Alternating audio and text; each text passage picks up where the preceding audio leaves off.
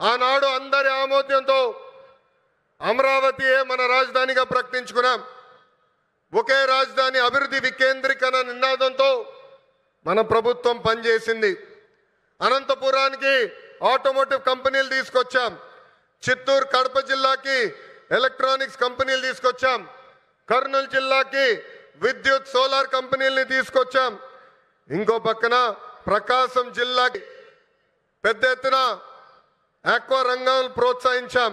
ఇంకా ఉత్తరాంధ్రని విశాఖపట్నాన్ని ఏకంగా ఐటీ ఫార్మా హబ్గా కూడా మనం తయారు చేసుకున్నాం.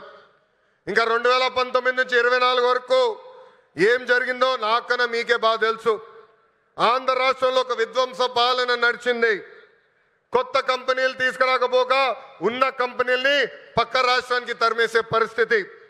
ఒక లూలు, అమర్ రాజా, హెచ్ఎస్బిసి లాంటి సంస్థల దగ్గర నుంచి చివరి జాకీ దగ్గర కంపెనీ దగ్గర నుంచి కూడా వాటాలు ఇవ్వలేదని వాళ్ళని తరిమేసే పరిస్థితి మనందరం చూసాం.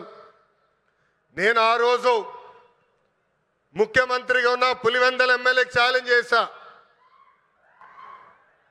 మీరు తీసుకొచ్చిన ఒక్క కంపెనీ పేరు చెప్పమని.